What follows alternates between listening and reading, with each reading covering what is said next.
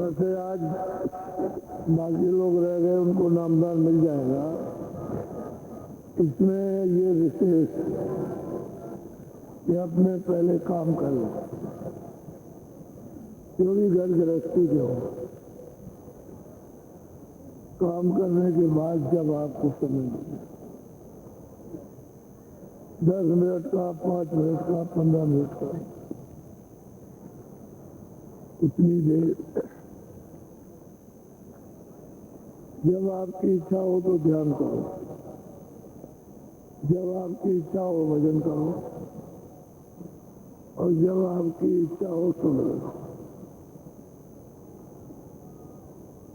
इसमें समय उसके लिए कोई बंधन नहीं।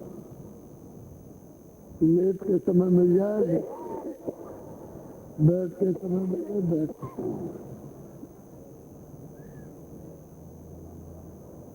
आपको हर तरह से छूट है, लेकिन करना जरूर रोज। समय कोई हो, लेकिन रोज भजन करो। मान लो थोड़ी देर के लिए कि आपको समय नहीं मिला और आप ये कह रहे हैं बहुत झंझट था,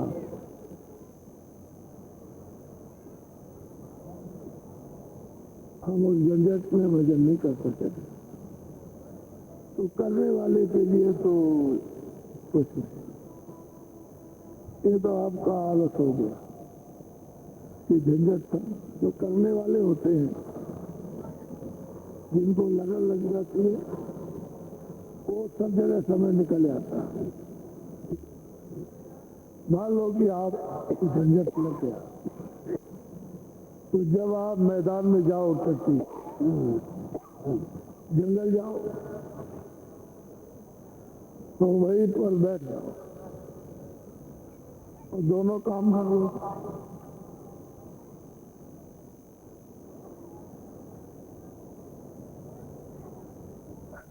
ऐसे बैठते,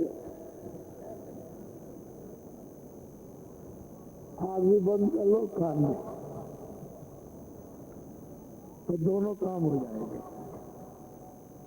टट्टी भी हो जाएगी और भजन भी हो जाएगा, और कोई छुआछूत नहीं।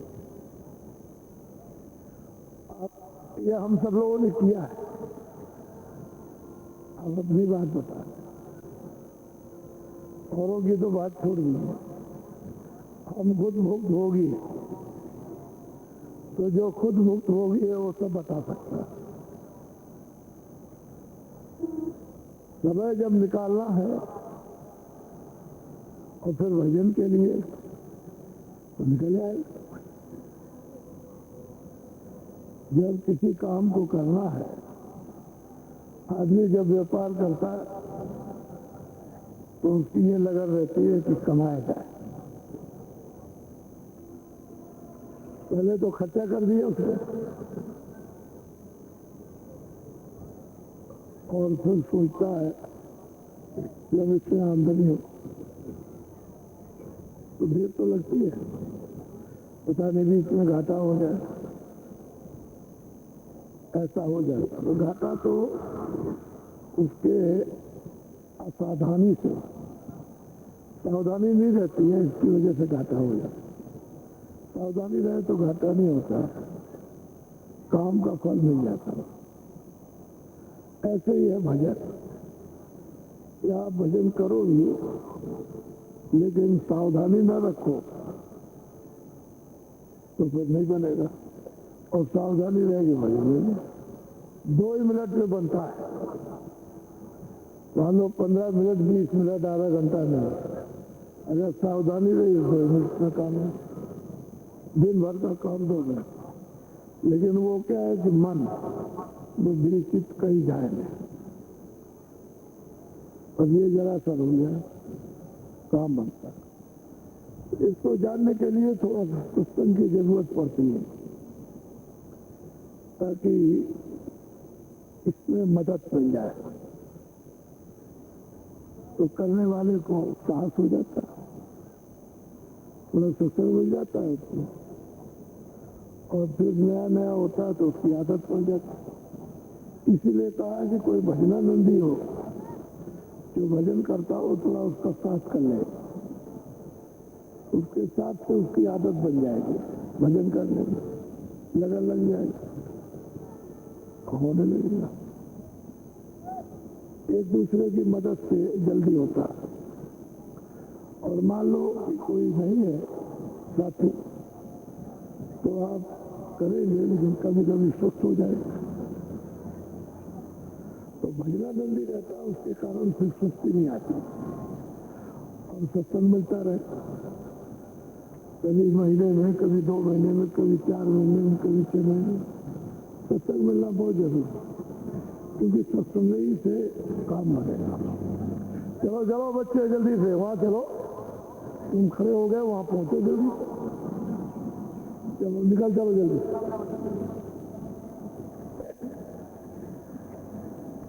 सामने आ जाओ, सामने से।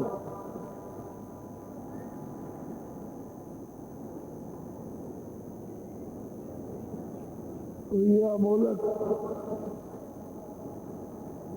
धन है, ये भौतिकवाद में लोप हो गया, क्योंकि आपने इस धन की तरफ, आत्म धन की तरफ कोई ध्यान नहीं दिया। संसार के काम का आपने अपने हृदय में स्थान दे दिया, इसलिए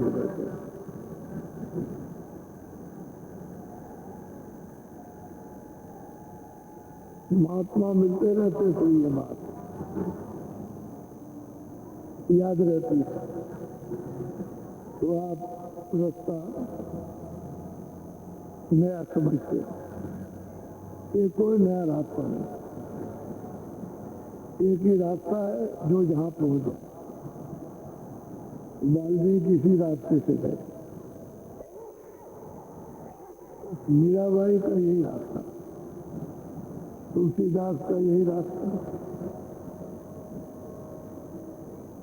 यही रास्ता कबीरदास, नानक जी का यही रास्ता। अब यह है कि जो पूरा नहीं है तो पूरी जगह नहीं पहुंचेगा, उसका भेद नहीं जानता है तो आगे नहीं जा सकता। तो जानकार पूरा चाहिए, जो उसका भेद जानता हो।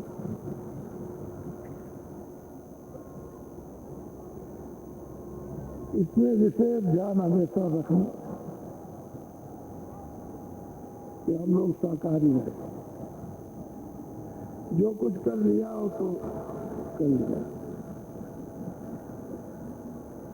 जो गलती हो गई वो तो हो गई, लेकिन आगे गलती मत करो, शाकाहारी रहो। अनाज है, सब्जी है, फल है, दूध है, घी है, इसको आप सेवन करो, अच्छे कपड़े पहनो, अच्छे मकान में रहो, शाकाहारी। तो इससे शुद्ध बुद्धि रहेगी, पवित्र बुद्धि। तो पवित्र बुद्धि रहेगी तो विवेक होगा। अशुद्धार करोगे तो मलिन बुद्धि, तो इंद्रिया चलायमान हो जाएगी, काम क्रोध लोभ मोह अहंकार जाग जाएगा, तो बुद्धि नष्ट होते ही पतन हो जाएगा। तो शाकाहारी शुद्ध बुद्धि, अशुद्ध आहार से अशुद्ध बुद्धि। बीड़ी तम्बाकू पियो, इसके लिए कोई मना नहीं, पर और कोई ऐसा नशा मत करो तो बुद्धि को पागल कर सकती। अब उसकी चेतना खत्म,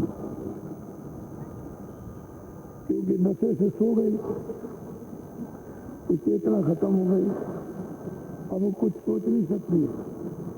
ऐसा कोई नशा मत करो। बाकी तो आप गृहस्थाश्रम में हो,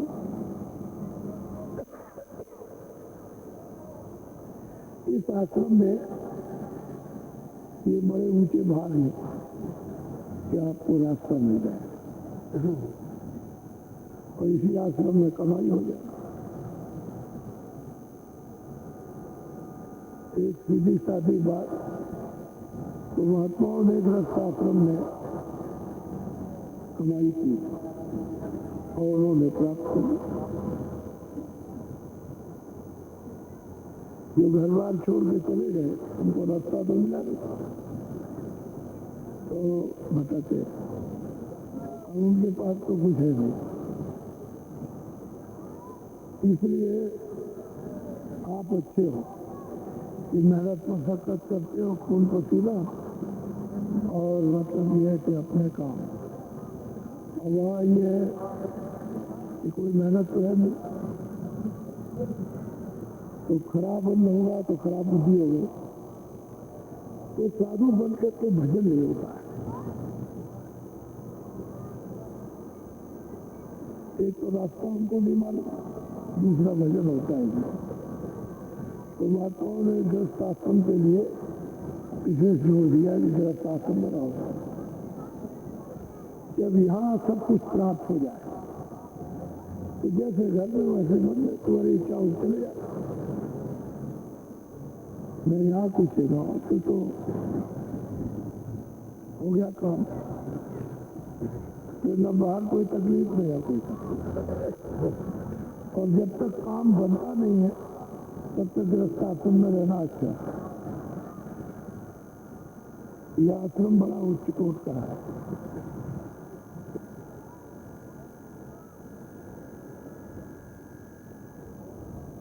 चलो चलो बच्चों, जो रह गए बाकी।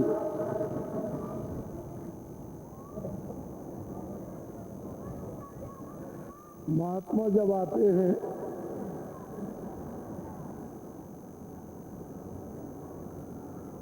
बोलो जय गुरुदेव, गुरुदेव जय गुरुदेव, जय गुरुदेव नाम किसका, जय गुरुदेव नाम किसका, जय गुरुदेव नाम किसका।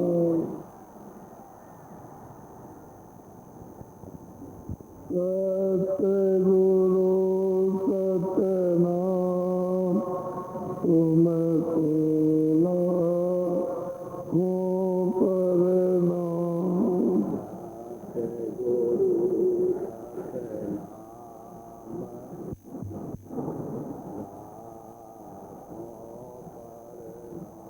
कोटिन सूरज चांद सितारे, कोटिन सूरज चांद सितारे, कोटिन सूरज चांद सितारे, कोटिन सूरज चांद सितारे।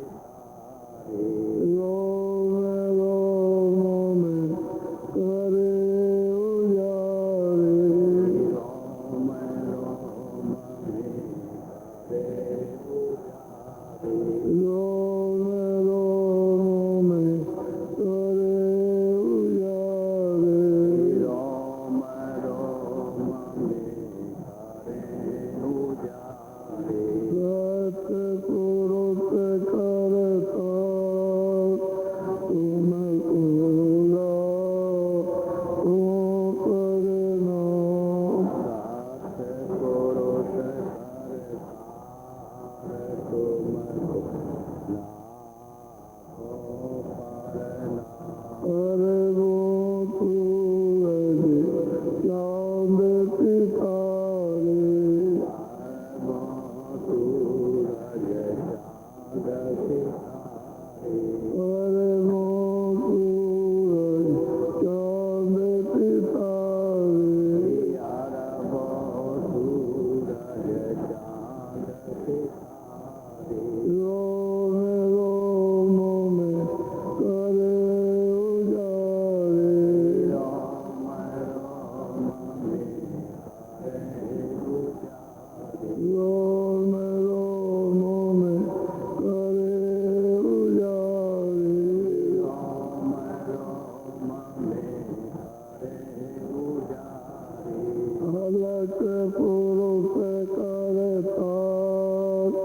तुमको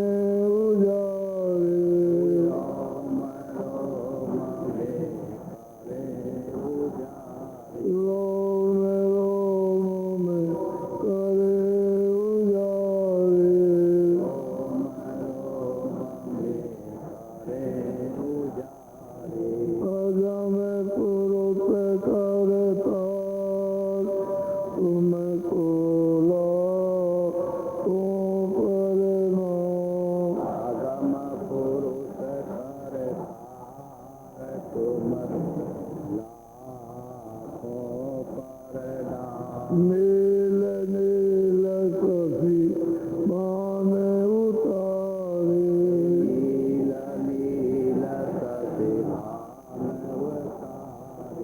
नील नील कभी मान उतारे नील नील कभी मान उतारे रोम रोम में करे उजारे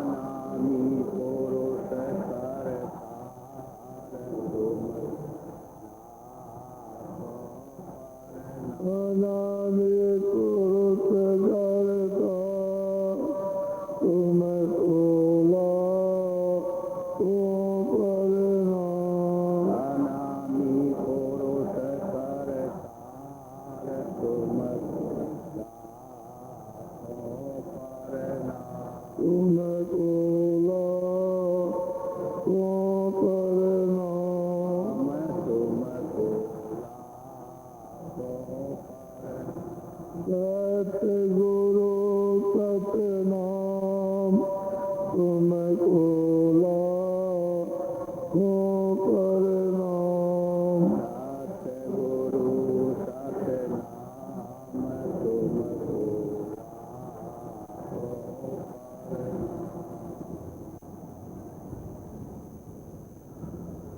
बच्चे और बच्चियों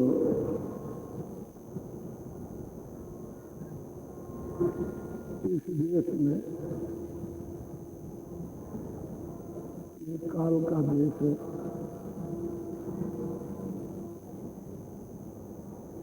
इसमें काया देखा, शरीर देखा, कर्मों का अधिकार देखा, पाप और पुण्य,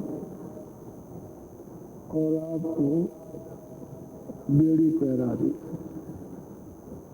एक सोने की बेड़ी, एक लोहे की,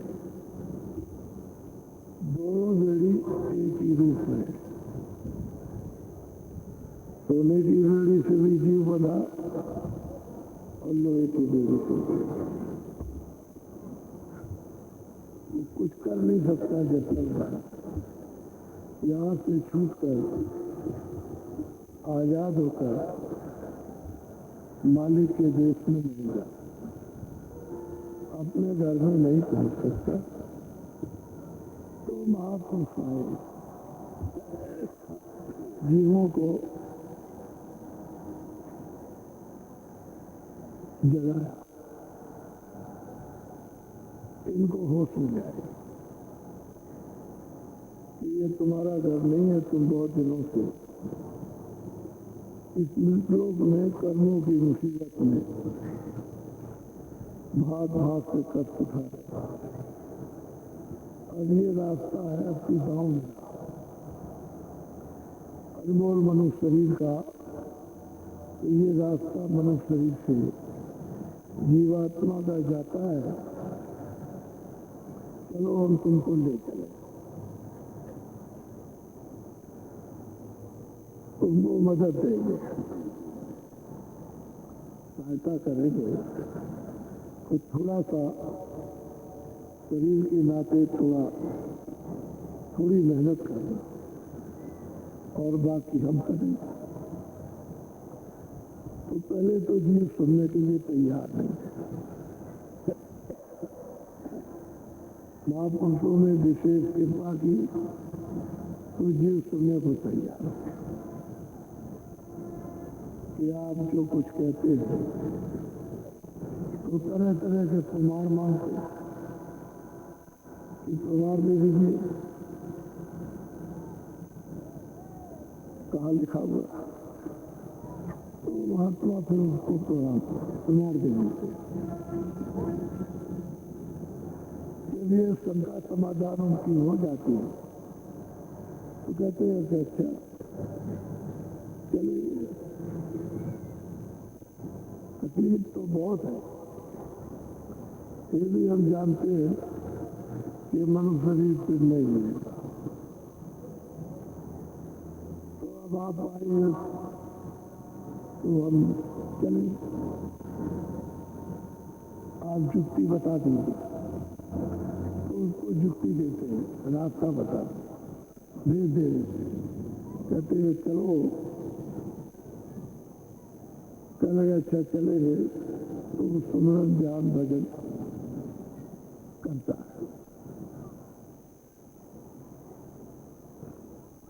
तो वो कहते हैं कि तुम घाट पर थोड़ी सी बैठने की मेहनत करो।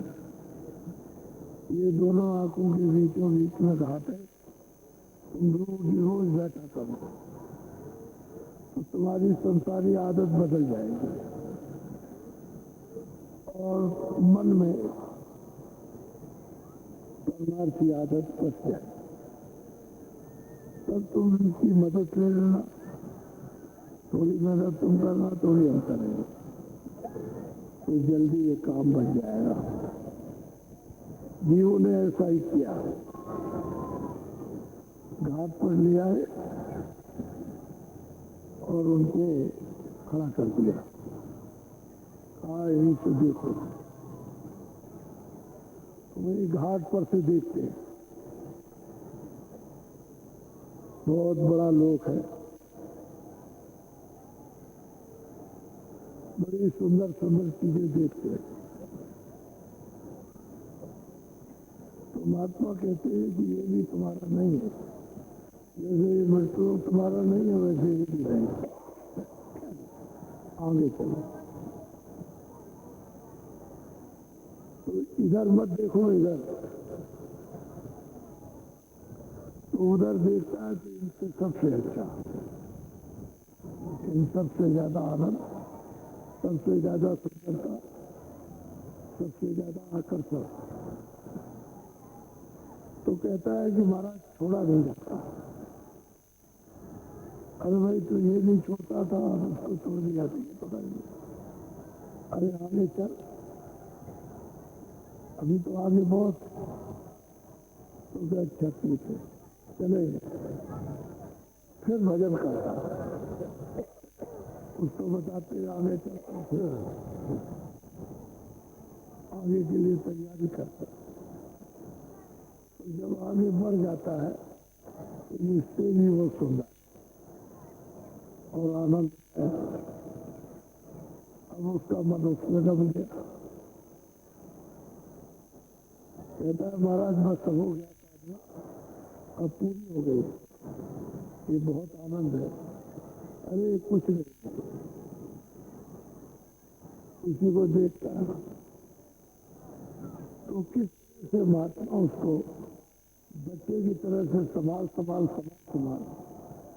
उसको ले जाते, ऊपर ले जाएंगे तो ब्रह्मांड ईश्वर का जब साक्षात्कार करता है तो कहता है बहुत सुंदर है, बहुत खूबसूरत है, अनिश्चय युवती देवी का दर्शन करते हैं, यही सब कुछ है। अरे भाई ये नहीं है, हम तो आगे, तेरा घर तो आगे, यहाँ तो बड़ी मुश्किल से आगे चलने की तैयारी, चलना तो उसी को है लेकिन मचलता है, हर जगह फंसना चाहता है। धीरे धीरे निकाल के जब ले जाते हैं पार ब्रह्मांड पद में पहुंचाते हैं तो वहां कहता है हो गया, हमको सब मिल गया, अब कुछ बाकी नहीं रह गया। अरे भाई यहाँ कुछ नहीं है, तो यहाँ कहाँ फंसा? जब इसको आगे खा ले जाते और सच्चे महासागर अथाह सागर में इसको पहुंचा देते तो कहते हो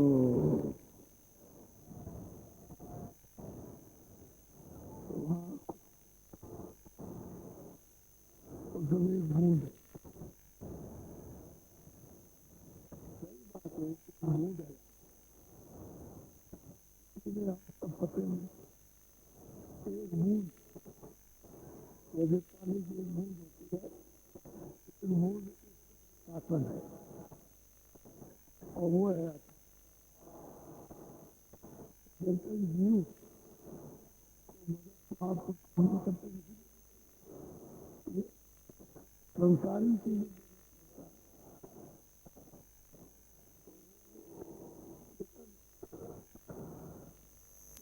उसको कैसे तो जब उसको पूरा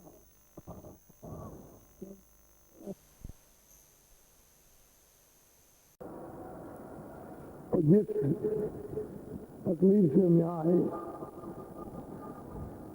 हम तो आना नहीं चाहते, आपने सहारा दिया, कृपा की, दया दृष्टि। ये जो जीव पड़े हुए हैं उनके लिए भी तो कुछ, उनके लिए भी कुछ होना चाहिए। तो जानकार प्रश्न करते हैं महापुरुषों से, जब पूरे हो जाते हैं, पूरा ज्ञान हो जाता, पूरी अवस्था प्राप्त कर लेते, सर्वशक्ति प्राप्त करते हैं, तब वो महापुरुषों से जीवों के प्रति और जो जीव अंधकार में पड़े ये कैसे उठेंगे, कैसे जाएंगे, तो उनके लिए भी लाभदायक हो जाए। जो साधना करते हैं उनके लिए भी मदद मिल जाए। तो सुरते अपने स्वामी से पूछती है कि महाराज इतना कष्ट उठाते हो, चिताते हो, जगाते हो, साथ देते हो, परेशान होते हो, तो आप कौन हो? बड़ा अच्छा प्रश्न है। तो सूरज जो दोनों आंखों के बीचों बीच में बैठी है वो पूछती है कि आप हैं कौन?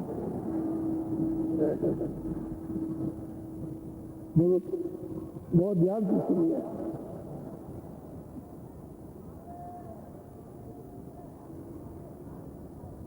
अब सूरते पूछे स्वामी से, वेद कहो अपना तो स्वामी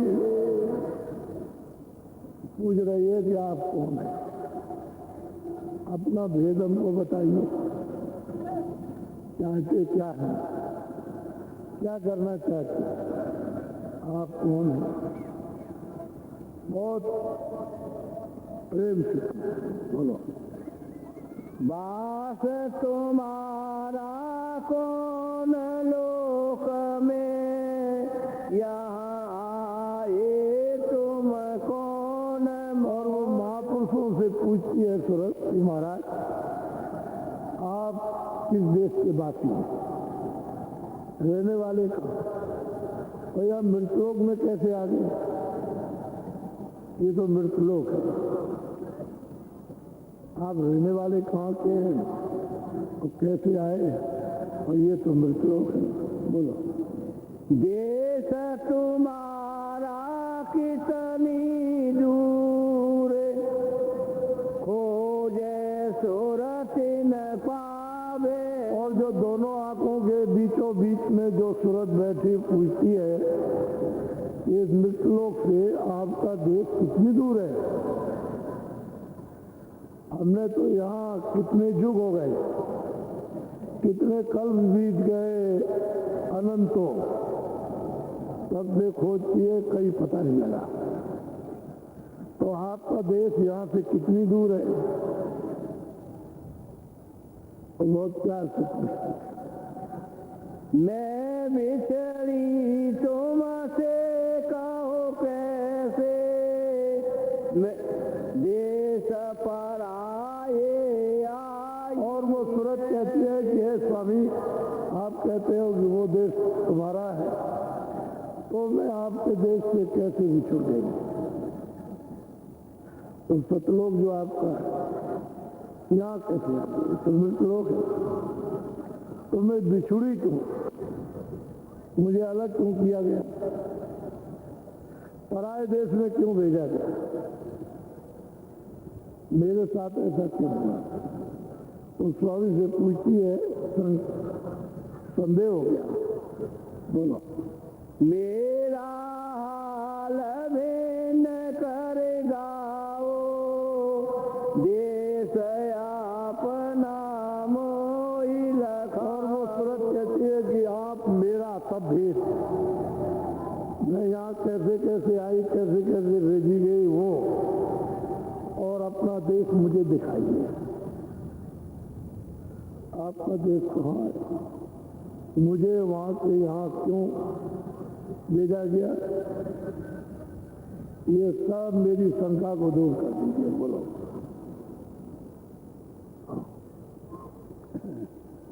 मन तन संग पड़ी में कब से, दुख पाए बहुतक में जब। कि ये बताइए कि मन और तन कहते हैं शरीर, इन इंद्रियों के साथ में कब से यहाँ आकर के पड़ी? क्यों? यहाँ तो न मालूम कितने दुख पाए, कितने जन्म, कितने मरण, 84 नरकों में तरह तरह की यातनाएं उठाई। तो मुझे इसमें क्यों भेज दिया? क्यों तन मन में डाला? ये भी मुझको बताइए आप। और आप कहाँ के रहने वाले? बोलो। क्यों भूली मैं देश तुम्हारा, आए पड़ी परदेश ने। तो सूरत कहती है कि स्वामी, आपका देश में क्यों भूल गई? और जब आपने अपने देश से भेज दिया तो यहाँ क्यों आकर के परदेश में पड़ी? मुझे अपना देश क्यों नहीं मिला अभी तक? तो मेरे ऊपर में ऐसी नाराजगी, अपसरणता क्यों हुई? बहुत प्यार से पूछती। बोलो। पाताल बसो के मृत्यु लोक में, स्वर्ग बसो के ब्रह्म लोक। अब उसकी शंका यह है कि क्या आप पाताल लोक में, पाताल लोक कहते हैं अमेरिका वगैरह, या आप स्वर्गलोक में, देवलोक में, आप वहां हैं कि आप यहाँ हैं? किस लोक में आप रहते हैं? बोलो। विष्णु लोक वैकुंठ धाम में, इंद्रपुरी या शिव मुका। कहते विष्णु लोक में रहते हैं या इंद्र लोक में रहते हैं या शिवपुरी में? किस लोक में आपका निवास है? कहाँ के रहने वाले, कहाँ से आए? ये हमको सब अलग अलग बताइए। कृष्ण लोक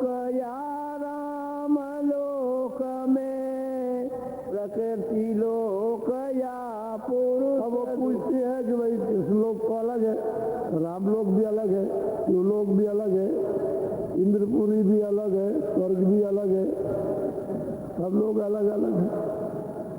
तो आप क्या उनमें रहते हैं, राम लोक में कि कृष्ण लोक में, किस लोक में या प्रकृति लोक में? तो सब पूछ रही है, बहुत ऊंचा प्रश्न कर रही है। लेकिन ये सूरत वही कर सकती है जो दोनों आंखों के पीछे झांके और जिसकी दिव्य दृष्टि खुल गई। वो प्रश्न है दूसरों के हितों के लिए, सच्चा प्रश्न कर रही है देख करके, और पूछ रही है कि जो उत्तर मिलेगा वो इन सब के लिए लाभकारी होगा। बोलो। तब हसे शब्द स्वामी बोले, सुनो सुरति तुम मैं कहूँ खोले। अब वो बहुत प्रसन्न होकर के कि सूरत तुमने बहुत ऊंचा प्रश्न सबके लिए पूछा, तो मैं खोल करके तेरी शंका का निवारण कर दूं, तुझमें शंका ही ना रहे, शंका तेरी चली जाए। बोलो। जो तू पूछे वेद हमारा, कहूँ सभी अब करे। अब वो सूरत से कहते हैं स्वामी, जो संत आते हैं वो उसको समझा रहे हैं कि तूने हमारा भेद पूछा है तो मैं विस्तार से तुझे बता देता हूँ, तेरी सब शंका चली जाएगी। बोलो।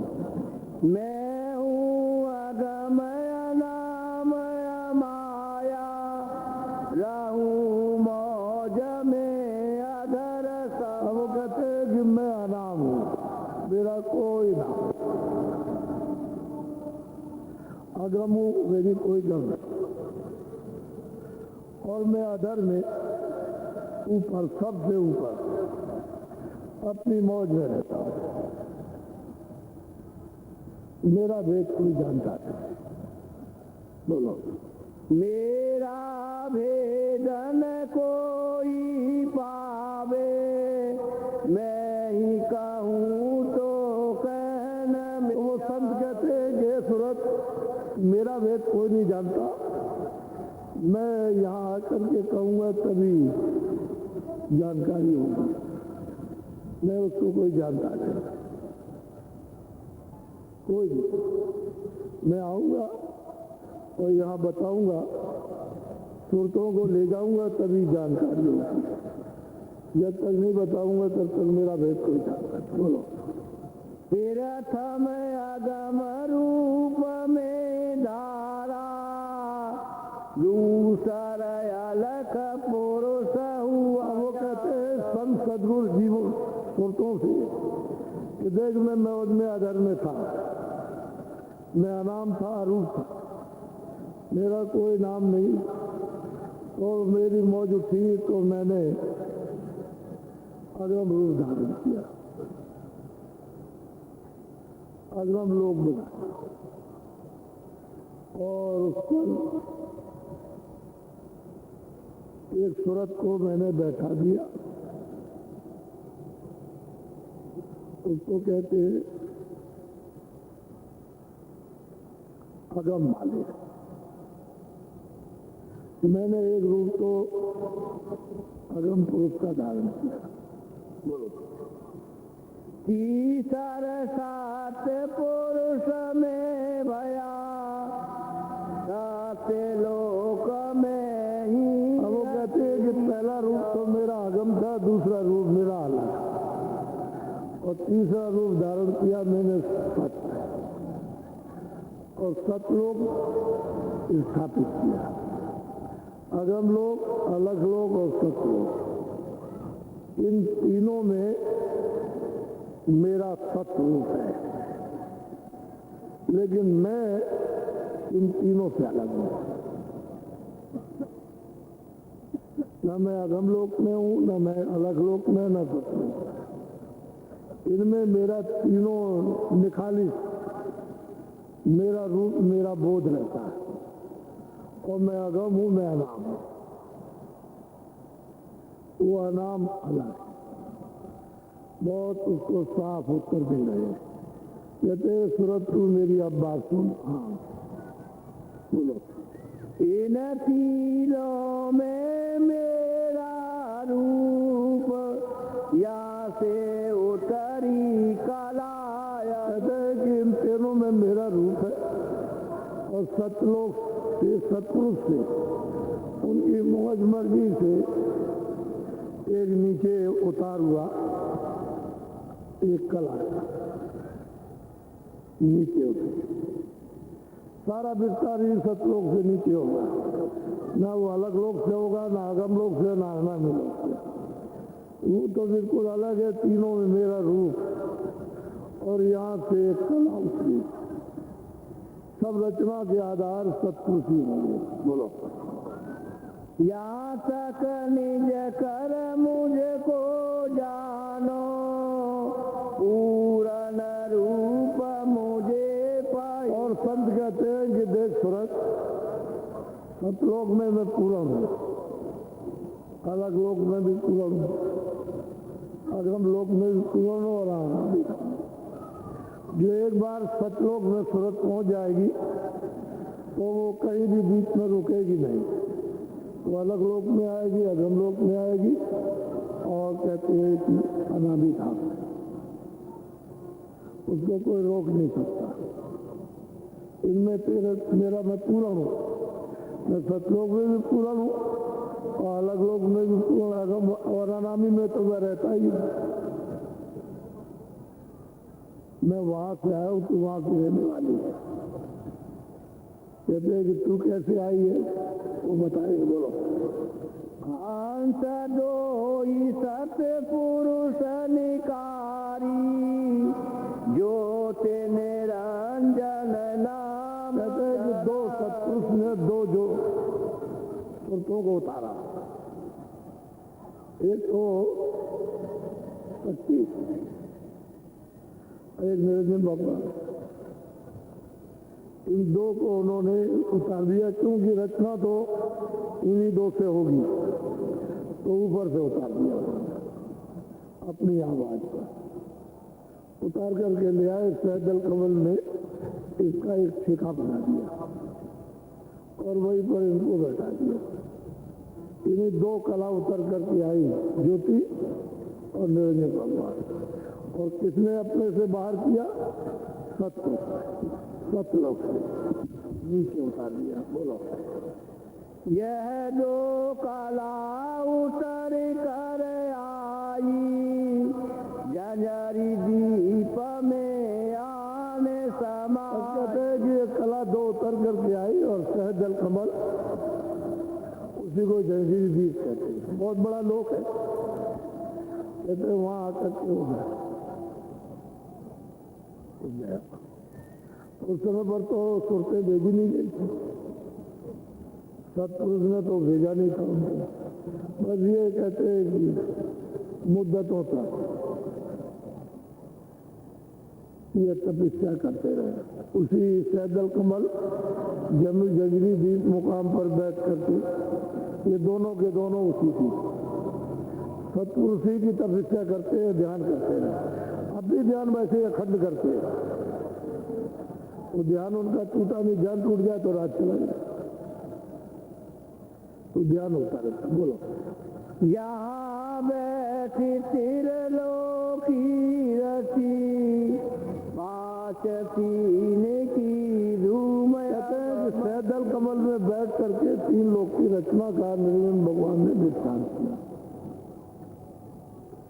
उस सतलोक से इनका उतार हुआ और वो सभी के द्वारा उतार हुआ। वैसे तो कोई रास्ता है नहीं, वो सभी से उतर करके आए और उसका जंजीर दीप में सहजल कमल में टेका, वही इनको बैठा दिया। यही बैठ करके ये ज्योति से और रल मिल करके रचना का विस्तार करेंगे। यही बैठ उसी धार से उतार दिया ब्रह्म को, वो इसके ऊपर बैठे हुए। उसी धार पर उतारा जिस पर इनको उतारा था, उसी पर उतार दिया पार ब्रह्म को। वो उसके ऊपर बैठे हुए हैं। और उसी शब्द पर, उसी नाम पर, उसी आवाज पर, उसी बाणी पर उतार दिया तो महाकाल नीचे उतर। पूरा रचना का मंडल, जितने भी मंडल है वो तो सत्पुरुष ने बनाए। अनेकों अनंतों बेशुमार, लेकिन ये है कि जब ये मंडल बना दिए तब फिर इनको भेजा तो बैठा दिया। ये मतलब यह है कि बैठ करके फिर अपना पूरा का पूरा मसाला ले लिया और लेकर के फिर ये तैयार कर। बोलो, तीन लोक एक बूंद पसारा, तेंद रूप में अगम। अब वो कहते सुनते कि भाई सिंध रूप में अगम अपार हो। वहां से एक बूंद उतर के आई, एक सूरत उतर के आई। जैसे मनुष्य शरीर में सूरत उतारी गई, ऐसे ही ऊंची मंजिल पर बैठी, इसलिए उसमें ताकत है। ये भी वहां पहुंच जाए तो ईश्वर कोटि की हो गई। ब्रह्म स्थान पर पहुंच जाए तो ब्रह्म कोटि की हो गई। तो इनको मतलब है कि रचना करने का अधिकार इनको मिला। तो वहां बैठ करके फिर उन्होंने, तो महापुरुष कहते हैं कि भाई तीन लोग का जो मालिक है सहदल कमल में, वो तो मतलब एक बूंद है। उस सूरत को समझा रहे हैं कि सूरत, और इसमें भी देखा, इधर से जब चढ़ाई होती है तो इनका दर्शन किया, ब्रह्म का भी दर्शन किया, पारब्रह्म का, तो रास्ता वही है जाने का। तब ये सतलोक में पहुंची तो इसका तो काम बन गया, लेकिन अब जीवों के लिए पूछती है, सब तरह का प्रश्न करती है ताकि और जीव आएंगे वो कैसे तुमसे दूर करेंगे। कहते हैं कि भाई ये तो मेरी एक बूंद का, मैं तो अगम और अपार, मैं तो अलग हूँ, यहाँ मैं नहीं रहता। न मैं गोलोक में हूँ, न मैं मृतलोक में हूँ, न स्वर्गलोक में, न मैं इंद्रपुरी में हूँ, न विष्णुपुरी में, न मैं शिवपुरी में हूँ, न मैं कृष्णलोक में, न रामलोक। मैं यहाँ कहीं भी नहीं रहता, मैं तो अगम अनाम हूँ, मैं इन सबसे परे रहता हूँ। एक बूंद हमारी वहां रहती है, उसका ये सब प्रस्थान है। ये सारी की सारी सूरतें वही सतलोक में थी, वही से इनको उतार के इनके हवाले किया जाएगा। जब निरंजन भगवान की तपस्या पूरी हो जाएगी तो सत्पुरुष जब खुश हो जाएंगे तो ये वरदान मांगेगा, वो खुशी में आकर के इसके एवज में वो मस्त कर देंगे, हमने तुमको रात देंगे। तब ये सुरतों का भंडार दिया जाएगा। पहले इनके हाथ में कुछ नहीं था, ये तो खुद ही उतर करके आए। सतपुरुष ने खुद ही इनको भेजा, अकेले आए थे। वो ज्योति आई थी, उसी को माया कहते हैं, और ये आए थे उसी के साथ रंग मिल करके रचना का मसाला तैयार हो जाएगा। अगर नीचे का सब विस्तार होगा। कहते हैं कि मेरी एक बूंद रहती है, मैं अगम हूँ अपार हूँ। बोलो, सुनो सुरति तुम अपना भेद, तुम हम में थी सदा। कहते सूरत तू अपना भेद सुन ले, तू मुझ में थी अभेद, कोई मुझसे अलग थी नहीं, मेरा ही रूप था, मुझी में थी। अगर पानी की बूंद पानी मिल जाए तो पानी हो गई, समुद्र हो गई। तो कहते हैं मैं तो अथाह हूँ, तू मुझ में थी अथाह, अभेद थी, कोई किस तरह का भेदभाव कुछ नहीं, आनंद थी। बोलो, काल करी हम सेवा भारी, सेवा बस होई कुछ। बहुत प्यार से समझाते हैं कि सूरत, जब मैंने काल को उतारा नीचे तो उसने हमारा ध्यान किया, सेवा की, अखंड सेवा की बहुत समय तक। तो सेवा बस होकर के उसने मुझे पसंद कर लिया, मैं उससे खुश हो गया और उस सेवा के बस होकर के मैंने तुझको उनको दे दिया, मैंने दे दिया तुझको सेवा के बस। बोलो तुमको मांगा हमसे उसने सौंप दिया तुम्हें सेवा क्या सूरत, उसने हमसे तुमको मांगा और हमने सेवा के बस होकर तुमको उसे दे दिया, बस इतनी बात। तो जब उन्होंने भेजा यहाँ सब सुरतों के भंडार को तो संत उतार दिए थे हाथी कि भाई वहाँ कोई चीज होगी तो ये रहेंगे, ये तुम्हारा सब समाचार हमको देंगे, सब भेद बताएंगे, ये बराबर रहेंगे। तो एक संत धार उतार दी उन्हीं के साथ, सुरतों के भंडार के साथ, वो बराबर यहाँ एक भी जीव रहेगा तब तक यहाँ रहेंगे, लेकिन उनको कोई पहचान नहीं सकता कभी भी, वो इस तरह से रहेंगे कि कोई नहीं जान सकता। और बराबर सब मंडलों की वो संभाल करते रहेंगे, यहाँ की सब समाचार सब मंडलों का उसको पहुंचाते रहेंगे। वो सच्चे दरबार के सच्चे दरबारी, किसी भी मंडल का उनसे भेद नहीं चुका, मृत लोग हो या कोई लोग हो या स्वर्ग लोग हो, वैकुंठ लोग, विमान हो, कोई लोग भी हो, पार विमान हो, सब समाचार सतपुरुष को मिलता रहेगा। ये तो है गुप्त संपदा। अब वो जो प्रगट आते हैं वो जीवों को जगाते हैं, तो कहते हैं कि अरे भाई हमने तुझको उसको दे दिया, उसने सेवा की और वो हमको तुमको मांग करके लिया।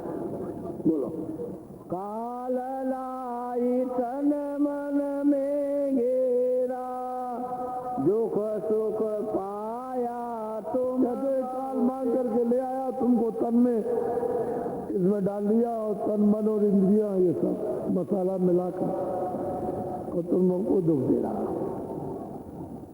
तकलीफ बहुत दे रहा।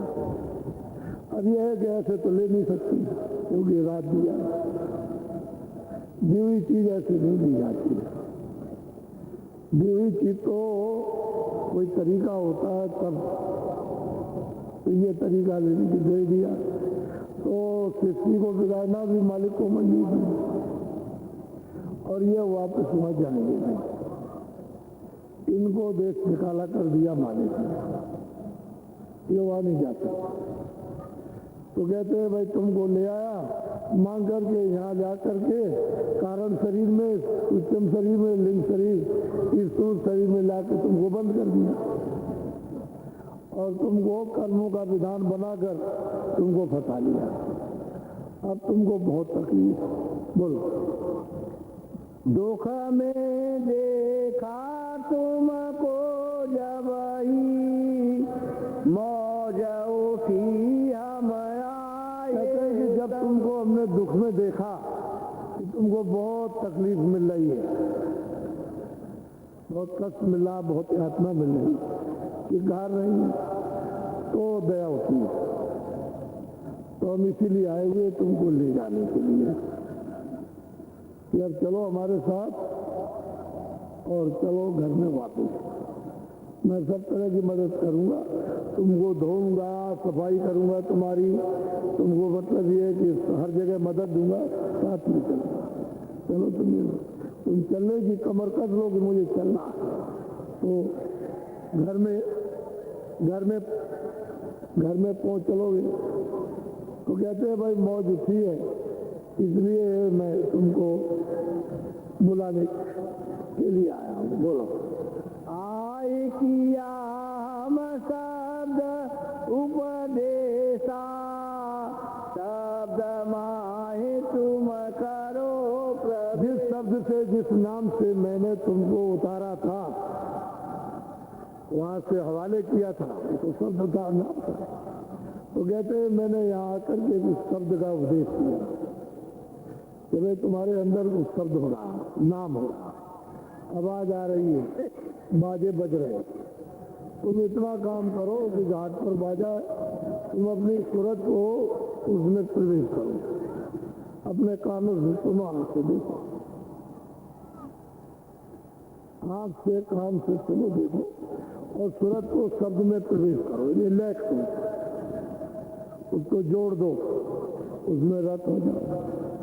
मैंने ये आकर शब्द का उपदेश जिस शब्द से लाया हूँ उसी शब्द का उपदेश किया कि अपने बोलो।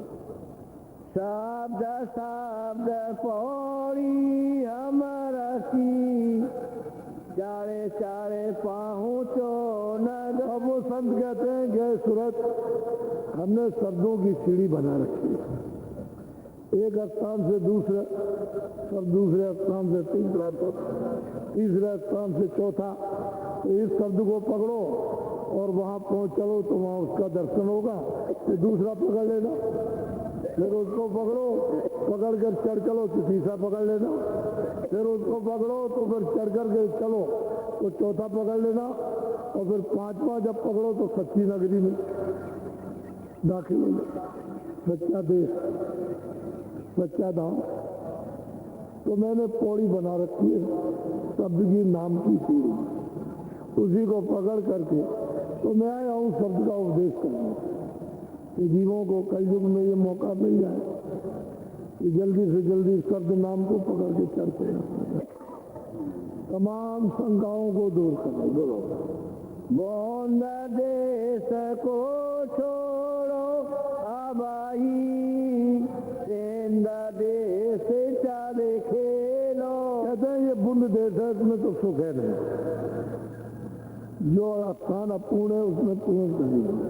कहते हैं इसको छोड़ दो और चलो शब्द के द्वारा, नाम पकड़ करके चढ़ चलो, और वो तो सिंध है, वहां स्वतंत्र रहना। कहने का मतलब है फिर कभी जन्म मरण नहीं, जब जल में ही मरण नहीं होता है, 84 नरक फिर क्या चीज है।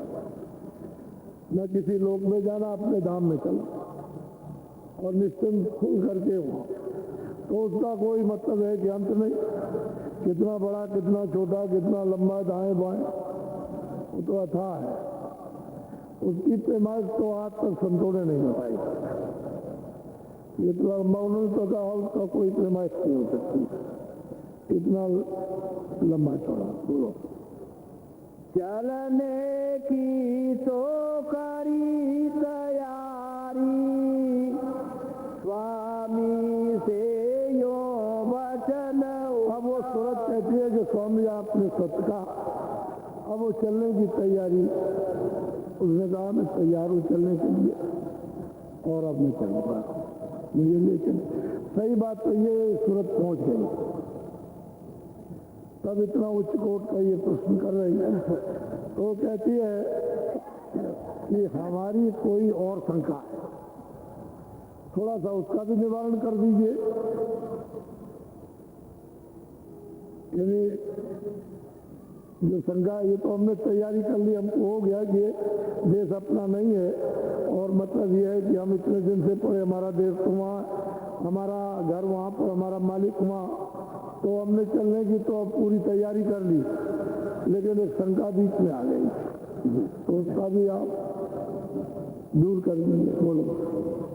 संत एक उठा मोई भारी, तो निर्वार करो। और वो सूरत कहती है कि मुझे भारी संदेह हो गया, शंका हो गया, तो ये कृपा कीजिए, दया दृष्टि कीजिए, इसका भी निवारण कर दीजिए। बोलो।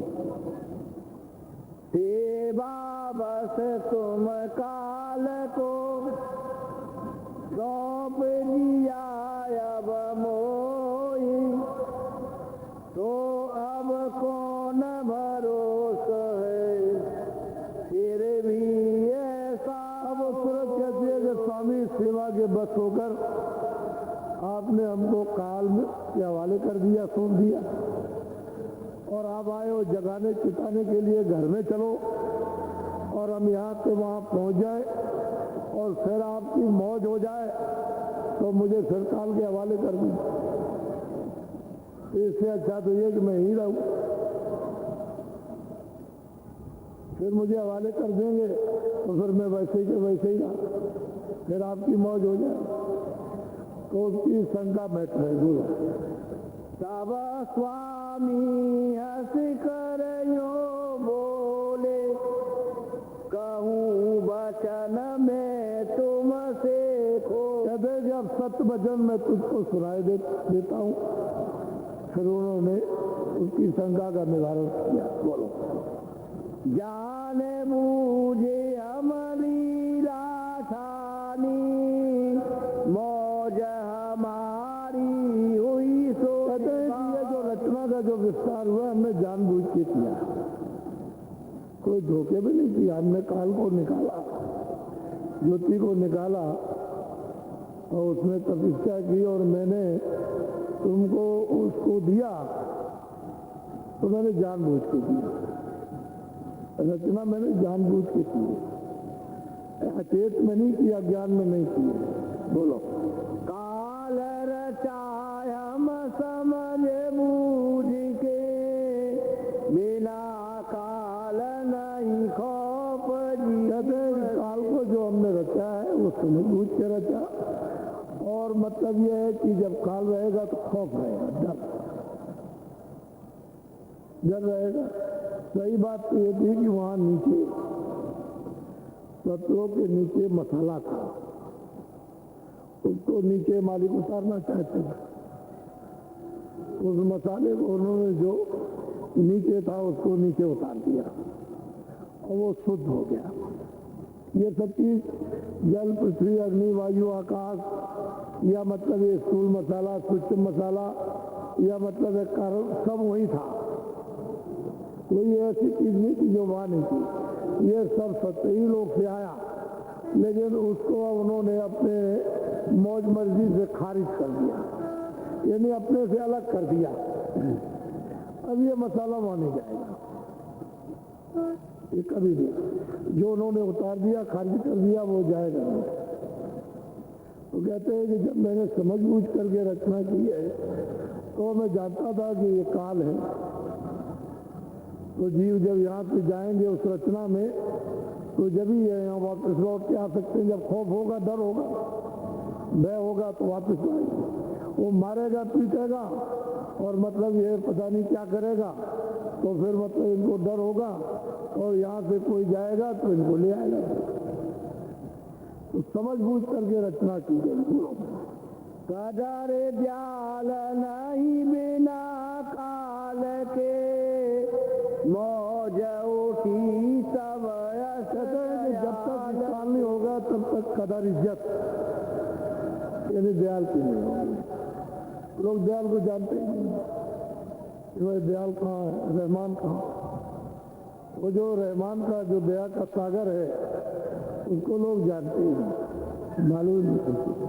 तो जब काल शक्ति जीवों के साथ करेगा, तो फिर दयाल का जब संदेश सुनेंगे तो कदर हो जाएगा, नहीं तो ये उधर जाते ही नहीं। इधरी नरक की तरफ रास्ता खोले हुए चले जा रहे हैं। तो कहते हैं समझ बूझ करके रचना की है। बोलो। दिया निकाले काल को वहाँ से, दखल काल अब कभी न यहाँ। कहते हैं कि मैंने काल को निकाल दिया है, अब वो वापस कभी नहीं आएगा, वो वही रहेगा। अब उसका यह दखल नहीं हुआ, इसलिए सूरत तू अब मत डर, घबरा मत, चल अपने देश में निश्चिंत होकर के रहना, कभी नहीं मिलेगा, तुझको देंगे नहीं। साफ जवाब दे रहे, तो तुझे नहीं दिया। तो ये परदेश है, एक छोटा सा, एक बूंद के बराबर, और वो तो अथाह सागर है। जब ये सुनते वहां पहुंचेंगे तभी पता चलता है। बोलो। दख मैं समरत हूँ सब विधि जाने, वचन मोर तूने। अब वो समझा रहे हैं कि सूरत में समर्थ हूँ, रास्ते में कोई तेरा कुछ नहीं करेगा, मैं समर्थ हूँ सब विधि से। यानी मतलब है कि किसी विधि की कमी नहीं, सभी समर्थ है। वचन तू मेरा निश्चय करके मान ले, चल मैं ले चलूंगा रास्ते में, तुझे कोई रोकेगा नहीं। और रास्ते में जो चलेगी सब देखती हुई, और उसको ले गए सूरत को दिखाते हुए, एक दो सुरतों को नहीं, तमाम सुरतों। बहुत सी जीवात्माओं का असर है।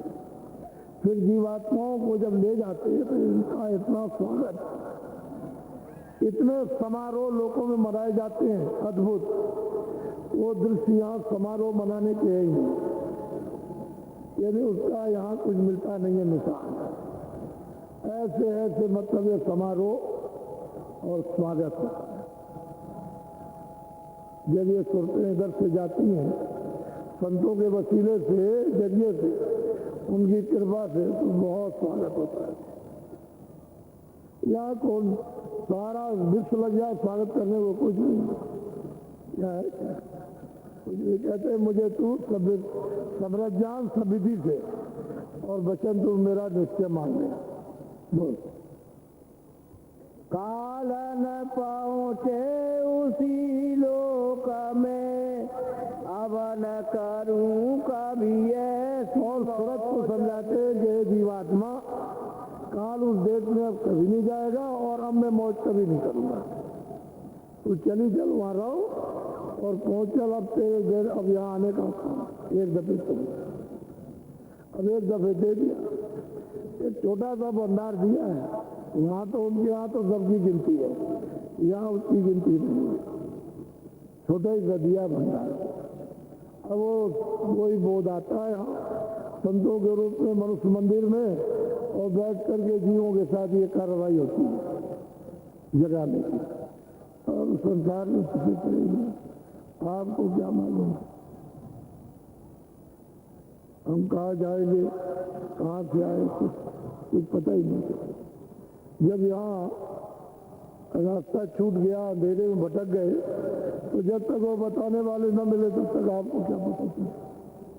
यहाँ तमाम मतलब है क्रिया कर्म, तमाम पाप और पुण्य में, इसमें उसमें बंधे पड़े हो, वासनाओं में, विरोध, काम में, क्रोध में, लोभ में, मोह में, तृष्णा में, ये जीव जड़ हो गए। चेतन था वो जड़ हो गया। चेतन का अस्तित्व ही शरीर में समाप्त हो गया। चेतन है लेकिन वो इतना मिट्टी में मिल गया कि पता ही नहीं चलता। और जब तक वो महात्मा न मिले तब तक इनको बरामद निकाले को, यानी मतलब इनको समेटे को। और महात्मा के बाद तो समेटने की युक्ति है, तो युक्ति से उसको समेट लेते, निकाल कर लेते हैं उसका, और ऊपर ले आते हैं दोनों आंखों। और यही से तो मतलब है कि रास्ता शुरू होता है, तो प्रकाश में लाके खड़े होते हैं तब दिखाई देता है। ऐसे तो जीवों को कुछ नहीं मालूम, जानते, पता ही नहीं। तो मैंने एक छोटा सा एक प्रमाण आपको दिया, यही और महात्माओं ने भी वर्णन किया। जो जो समय पे आते हैं कुछ ना कुछ कह जाते हैं, इसलिए कि उनके एक प्रमाण शहादत रहेगी कि हमको मालूम हो जाएगा कि नहीं और भी आए थे। उन्होंने भी जीवों को पहुंचाया, समझा बुझाते, उन्होंने भी पहुंचाया, उन्होंने भी पहुंचाया। इस तरह से संत संत गति उसको कोई नहीं जानता।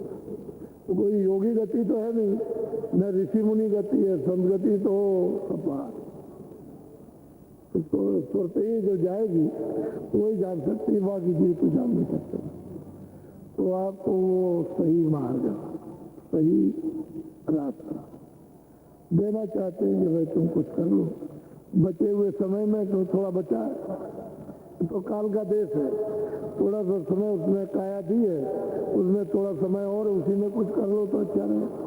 नहीं तो समय पूरा हुआ तो काया अपने ले लेगा, उसे क्या, उसे उसको कोई दया है नहीं। वो तो काल रूप में तिनकर भ्राता, शुभ अशुभ कर्म फलता। मैं तो काल रूप से शुभ अशुभ कर्मों का फल देता हूँ, वहां दया आया का कोई काम नहीं। लेकिन वो दयालु रहमान मिले तभी तो आपको छुड़ा, वो मिलते नहीं। तो कर्मों की सजा तो हमको मिलती रहेगी हमेशा, उससे हमको कौन छोड़ेगा। जो हम कर्म करेंगे मैं ब्याज पे मुझसे वसूल करेगा, मुझे दंड देगा। तमाम जेल खानों में 84 नरकों के मतलब जेल खानों में भेज करके और सब वसूल कर लेगा, वो क्यों छोड़ेगा। वहाँ तो कोई दया तो नहीं।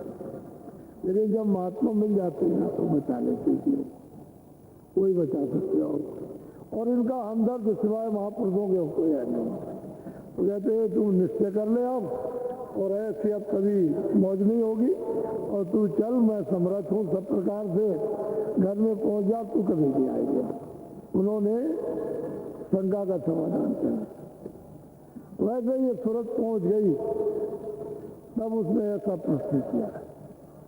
यही मतलब सहजोबाई ने चरणदास जी के चरणों में बैठ करके प्रश्न किया था, ये औरों ने भी बैठ करके। इसी तरह से जो वहाँ उनसे मिल जाते हैं, पहुंच जाते हैं, कोई ना कोई ऐसा प्रश्न करते हैं जो सबका भला हो, सबके लिए फायदेमंद हो। तो हम देखते हैं कि ये बड़े तकलीफ में हैं, तो ये फतेह पड़े हुए हैं, तो इनको परमार्थ का भी थोड़ा बहुत रास्ता मिल जाए, स्वार्थ भी हो जाए, परमार्थ भी हो जाए। हम तो कोशिश इस बात की कर रहे हैं, इसलिए आप कुछ पा नहीं सकते हो। ये उपदेश वो तरह का नहीं है जैसा सोचते हो, उसमें से कुछ मिलेगा नहीं। ये तो ऐसा उपदेश है विलक्षण, तो अब आपका सुधार हो जाए, क्योंकि तो महात्मा क्रिया ही बदल देते हैं। तो जब भौतिक क्रिया ही बदल के और परमार्थी क्रिया में जब बदल जाएगी तो फिर आप तो कोई दोष नहीं लगता, दोष करोगे नहीं लगेगा कर, जब कोई खराब काम नहीं करोगे तो लगेगी। तो परमार्थ में ये क्रिया बदल जाए और शरीर का निर्वाह होता है। ये जीवात्माएं जग जाती हैं और फिर धीरे से रास्ते से चल के अपने अमर पद में, अमर लोक में पहुंच जाते। लेकिन कहते हैं कि मैंने शब्द की सीढ़ी, शब्द की सड़क बना रखी, डोरी डाल रखी है शब्द की, नाम की, आवाज की, बाजों की, और तुम्हारे ऊपर कानों तक निरंतर अखंड आवाज आ रही है, सब सुरतों को बुलाने के लिए ठक ठक ठक बोल रही। लेकिन तुम कर्मों के पर्दों से इतने बहरे, इतने अंधे हो गए हो कि उस आवाज को सुनने का आपको कुछ ज्ञान नहीं, ऊपर आवाज बुला रही है। लेकिन जब वही महात्मा जब आके वेद बताते हो, तुम कानों से सुनते हो, तो सुनाई देना शुरू हो जाता। अरे भाई, हम भी तो गुरु के पास गए थे, कौन से जानकार थे, हमको क्या मालूम था कि भजन क्या होता, ध्यान क्या होता, क्या ईश्वर है, क्या परमात्मा है, क्या मालिक है, क्या रास्ता, अपने को क्या पता। जैसे निचाट संसारी दुनियादार और गुरु के पास गए तो उन्होंने बैठाल करके ये सब धीरे धीरे धीरे धीरे जताया, समझाया। पहले बहुत ही रास्ता बताया, कहा करो इसको, तो फिर सब दया होती है, करने से सब कुछ हो जाता है। तो 24 घंटे 1 घंटा समय निकाल लो, 1 घंटे तो अपने काम का, बच्चे दफ्तर का, दुकान का, इसका काम का, और 1 घंटा समय कि इसमें ये करना है कि जब रास्ता मिल जाए। तो अभी लोग मतलब ये है कि शाम को जो भूले भटके आ जाएंगे उनको शाम को नामदान मिल जाएगा। आज बड़ा सरल, बड़ा सरल। अभी पिछले दिनों में जो लोग आए उनको नामदान मिला, सब चिल्लाते हुए आए थे नामदान नामदान, तुमको दिया। अब उधर से तो कहते आए नामदान, लेकिन हम ये कहते हैं रोज करना, रोज करना, जितना समय दे सकते हो। 2 मिनट, 4 मिनट, 10 मिनट, 2 मिनट से 4 मिनट हो जाएंगे, 4 से 10 मिनट, लेकिन करना जरूर। धीरे धीरे बनने लगता, क्योंकि दरवाजा सच्चा, जब उसको खटखटाओगे बोलने लगेगा, जब खटखटाओगे तो सुनाई देने लगेगा, क्योंकि जब खटखटाओगे दरवाजे को तो अंदर से आवाज आएगी, तो तुम सुनने लगोगे, तो धीरज हो जाएगा कि नहीं आ रहा है दरवाजा खोलने के लिए, आ रहा है। धीरे धीरे रोज रोज खटखटाते रहो तो आवाज देता रहेगा, एक दिन खोल देगा। जब खोल देगा तो आँख खुल जाएगी, कान खुल जाएगी, दिखाई भी देना शुरू हो जाएगा, सुनाई देना शुरू हो जाएगा। जब दिखाई सुनाई सुना शुरू होगा, रस आनंद मिलने लगेगा। तो दुनिया से सब चीजों से ज्यादा आनंद जब मिलने लगेगा तो अपने आप चुप हो जाओगे, इधर से अपने आप। इसलिए ये भी चीज आपके साथ है। और ये भूम द्योतक के क्या, इनका जो भूम द्योतक है इनका ये सम्मेलन, ये 2-3 तारीख को रखा था। तो ये चकाचौंध में जो रो रहे चिल्ला रहे हैं, तो इनकी चकाचौंध भी जरा बंद हो जाए और सही दिशा ले ले। तो ये रो रहे चिल्ला रहे तो कोई ना कोई बताने वाला होना चाहिए कि चलो इधर चले चलो, ऐसे मुड़ जाओ, तो अपना रास्ता मिल जाएगा। लोग तो सोचेंगे इधर जा रहा है, रास्ता क्यों हो गया, अपना रास्ता घर का मिलना चाहिए। तो असल में महात्मा बड़े दूरगामी, वो जीवों को आगे से घेरते, पीछे से नहीं, आगे से। पहले तो आवाज देंगे, अरे उधर कहाँ जा रहे हो, गड्ढा है, ये है, वो, गिर जाओगे, मर जाओगे, कुछ नहीं मिलेगा। जब ये जीव नहीं समझेंगे, चले जा रहे भगे हुए, को आगे से घेरते, फिर आगे। तो जीवों के साथ बहुत उच्च कोट का काम कर, ये तो जीव ही है बेचारे, क्या निर्गार करके ले लेते। अब वो तो मतलब अब ये ऐसा उपदेश चल रहा कि सबको भजन करना है, सब वर्ग के लोग बैठे हैं भजन करते हैं, मुसलमान भी करते हैं, सब करने लगे। हमारा मकसद मतलब यह है कि चेतन से चेतन का भजन होना चाहिए, ये चेतन को गति भी मिल जाए, छुटकारा हो जाए, जन्म मरण की पीड़ा से, दर्द से, इंजाल से जी छूट जाए, तो लोग भजन करने लगे और लोगों का भजन होने लगा। अभी नए आए हो, थोड़े दिन करोगे, आप अभी होने लगे तो धीरे धीरे धीरे धीरे तो लोग का भी काम बन जाए, अपना हम लोग का बन जाए, दोनों बन जाए। अच्छा, तुम्हारे बच्चों पर भी संस्कार पड़ जाए अच्छे, कि भावी पीढ़ी भी होनहार बन जाए। तो माँ बाप बने तो मतलब ये है कि वो तो महात्माओं का ऐसा यानी दया का असर होता है कि भावी पीढ़ी भी बन जाती है, वो भी परमार्थ के रास्ते में चली जाएगी, तो उसका भी कल्याण हो जाता है। तो ये आपने जो कल का प्रस्ताव आपने सर्वसम्मति से पास कर दिया, यानी ग्राम प्रधान और सरपंचों ने उनके साथ और उनसे भी जो बड़े अधिकारी हैं जैसे ब्लॉक प्रमुख वो भी थे, उन्होंने और आपने सबने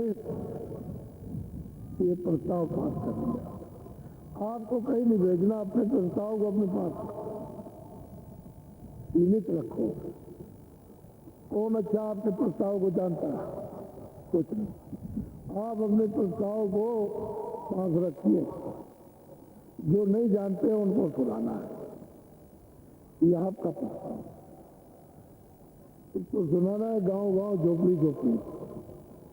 जब अपने प्रस्ताव को सुन लेंगे, समझ लेंगे, बस हो गया था। उसमें आप 1 महीना करो, 2 महीने करो, 3 महीने करो, थोड़ा मेहनत तो है जरूर, लेकिन ये सर्वसम्मति से प्रस्ताव, तो ये भूम द्योतक बहुत वफादार, ये सच्चे देशभक्त और ये मजदूर है, सबसे गरीब यही है, इनसे ज्यादा कोई गरीब नहीं है। तो इन्हीं पर निगाह रखनी चाहिए कि इनका कष्ट, दुख, तकलीफ, उलझन कुछ कम, ज्यादा नहीं, कुछ नहीं। जो बड़ा कांटा हो उसको निकाल दीजिए, छोटा कांटा सहन कर लेंगे, क्योंकि बड़ा कांटा लगा हुआ है, ये उनके ऊपर में बड़ा कांटा है। तो जितना उन्होंने लालच बस, हम पहले ही मना करते थे कि देखो सोच समझ लो, तुम जो अपने काम करते हो घर गृहस्थी में वो करो, और मर्यादा में। गांव में लेने देने वाले रहते हैं, तुम चुप्पे से ले लिया, चुप्पे से दे दिया, लेकिन तुमने हमारी बात को नहीं माना तो डुग्गी लेकर और गांव भर में आपने, आन गांव दूसरे गांव में भी आपने बजाई कि मैं ट्रैक्टर लेने जा रहा हूँ लोन पर, हल, बिजली, ये ट्यूबवेल, नाली, ये बैल, भैंस, खाद बीज, ये ऐसे पीता, और लाउड स्पीकर मुक्का बना लिया, सब जगह सुनाया है। अब वो ले तो लिया आपने कर्जा, लेकिन आप दे नहीं पा रहे। तो आपको मालूम है कि नीलामी का कागज, इसका कागज, उसका कागज, उसका कागज, ये भी जा रही है, अभी जा रही है। तो तेरे पास तो गरीब पेड़ों पर कोई नोट तो फंसते नहीं है, तो हम जानते हैं, मालूम है, लेकिन तो बड़ी मुसीबत है, इससे ज्यादा और कौन सा भी हो सकता है। तो ये इनका प्रस्ताव सर्वसम्मति से, यानी सब लोग जितने थे सबने, जो यहाँ पर मौजूद थे, छोटे बड़े साहब, सबने पास किया, और वो ये पास किया है कि हमारा सरकारी कर्जे का ब्याज माफ कर दिया जाए। ब्याज, कर्जा तो दे देंगे, कर्जा तो जितना दिया उतना दे देंगे, लेकिन अगर लोन पास हुआ 20,000 का, तो ये कोई भी आदमी हिंदुस्तान में 5,000 का पास हुआ या 2,000 का पास हुआ, 1,000 का, लेकिन कोई हिंदुस्तान में एक आदमी भी आप हमको बता दीजिए कि जितना लोन पास हुआ उसको उतना मिला। देखिए, मिला? अरे आपको जितना पास हुआ मिला, तो हम किसी को दोषी नहीं कहते, और आपको कोई सजा भी नहीं मिलेगी, कोई आपकी निंदा भी नहीं, कोई आलोचना भी नहीं। हमको इससे कुछ मतलब नहीं, ये है कि ये दोनों तरफ से मरे, कि पूरे पर लगेगा ब्याज और देना इनको पूरा पड़ेगा, तो एक गरीब आदमी मर गया। तो हम ये थोड़ी कहते हैं कि भाई जो कर्जा लिया वो ना दे, वो तो दे दीजिए ब्याज। तो ये इनका सर्वसम्मति से प्याज पास हो गया कि ब्याज माफ,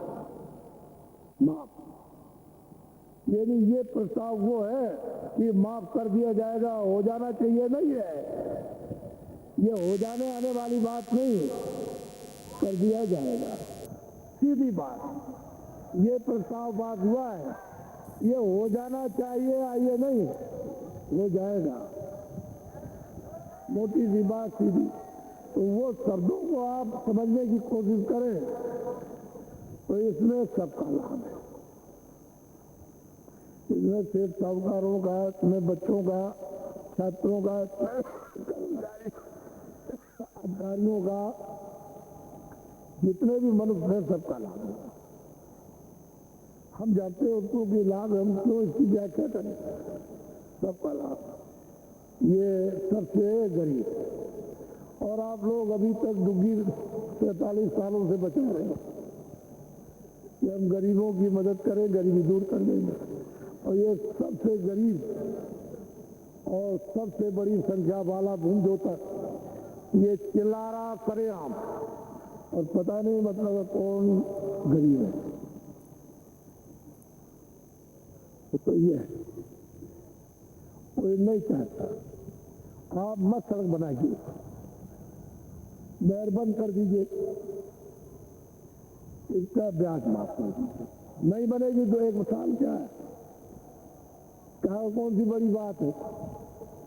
एक साल हो गया, तमाम तो अरबों खरबों रुपया लग गया, तमाम योजना तो सब पड़ी बेकार, आधी भी नहीं हुई और अब रुपया ही नहीं है, सब योजना ऐसी पड़ी।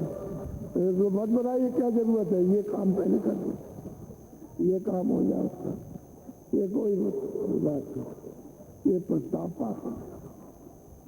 अब एक बात विस्तृत करके ये कि वो हमने रोक लिया है, जैसा हमको आदेश मिल गया वैसा रोक लिया।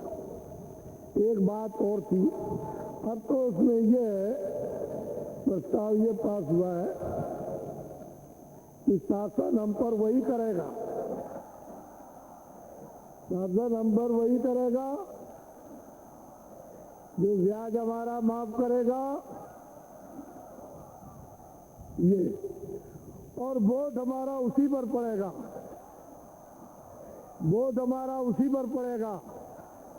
ये प्रस्ताव पास हुआ है, ये पास हो गया। अभी फरवरी में 9-10 और शाम को 11 तक 3 दिन का कार्यक्रम, यानी 9-10 और शाम को 11 तक फरवरी के महीने में, यानी 9 फरवरी, 10 फरवरी और 11 फरवरी की शाम तक ये काशी के रेती मैदान में, जहां पर जग हुआ था ऐतिहासिक, उसी जगह पर ये सम्मेलन, ये भूमि ज्योतियों का होगा। किसका सम्मेलन होगा? भूमि ज्योतियों का। अब ये 3 महीने का तो समय आपको दिया है, 3 महीने 9 दिन, यानी 1 तारीख को भंडारा था, तो 1 तारीख से लगा लीजिएगा और 3 महीने 9 दिन। लेकिन ये आपका अभी दिसंबर, जनवरी और 9 फरवरी को, 9, 10, 11 को काशी में, यानी इस पार नहीं उस पार, काशी जिधर बसी उधर नहीं, दूसरे मतलब है दूसरे रेतीले मैदान में सामने, ये कार्यक्रम आपका वहां होगा 9, 10, 11 फरवरी को। 6 फरवरी को आप ये नोट कर लो, 9, 10, 11 फरवरी को काशी में, यानी रेतीले मैदान में उस पार होने जा रहा है, उस पार होगा गंगा जी के उस पार, वहां। क्योंकि अच्छा है, चलो काशी भी देख लोगे, अभी मथुरा देख लिया, फिर काशी भी देख लेना, चलो मतलब है गंगा भी स्नान कर लेना। अरे मतलब ये है, मन मथुरा दिल द्वारका, काया काशी जान, और 10 देह का देहरा था मैं जोत पहचान। यही बात तो ये है कि ये मनुष्य मंदिर है, इसमें तो सब खजाना भरा हुआ है, लेकिन नहीं जानते हो कोई बात, जब जान जाओगे तब तो समझ में आ जाए। तो ये एक सम्मेलन वहाँ बीच में, मैं अभी ये कार्यक्रम समाप्त हो जाएगा अभी 10-12 दिन में, तो मैं यहाँ से निकलता हूँ अपने दौरे पर। अब किधर जाऊंगा उधर कार्यक्रम करता हुआ, और मतलब ये है कि उसमें कोई विशेष 9, 10 और 11 को कोई विशेष प्रबंध नहीं करना। अरे भाई 1-2 दिन के लिए तो बना के साथ ले आते ही हो कि भाई पता नहीं रास्ते में रुक जाए, कहीं रुक जाए, तो चलो मतलब ये कुछ साथ बना के ले आना, और थोड़ा बहुत मतलब ये कि किलो 2 किलो आटा उसी झोले में डाले लिए चले जाना, टिक्कर बन जाएगा, टिक्कर बन जाएगा। फिर जाओ और लाइट उसके लिए भी नहीं, उसके लिए तो आपको अभी बाद में जब ये दौड़ा होगा और इनके सबके उपदेश होंगे इन भूमि जोतकों के, और मतलब ये है कि इनके सब सरपंच प्रधानों के जगह जगह तो ये बता देंगे कि ये प्रकाश चाहिए, तो प्रकाश लेते आना बहुत रहेगा। क्या है, झंझट झमेले में खत्म करो, समझिए। इतने झंझट झमेले क्यों, कम से कम कर दो। जितने कम झंझट झमेले रहेंगे उतनी अच्छा रहेगा। और कुछ त्याग भी होना चाहिए, रेती में जाकर के थोड़ा बहुत कुछ त्याग। फरवरी का महीना बड़ा अच्छा है, कोई ना ज्यादा गर्मी ना कोई ज्यादा ठंडी, महीना बहुत अच्छा, और दिन भी बहुत अच्छा, स्थान भी बहुत अच्छा, वो भी ठीक है। तो सब सुजोग, और वो मतलब ये है कि आप सबको बता देना कि 9, 10, 11 फरवरी को काशी में होने जा रहा उस स्थान पर जिस पर की जग हुआ था, जो 79 में जग हुआ था, उसी स्थान पर होने जा रहा। अब ये तमाम लोग देखो, वहां उस पार में सब दिखाई देगा, सारी काशी उधर देखेगी, अब की बार देखने को मिलेगा।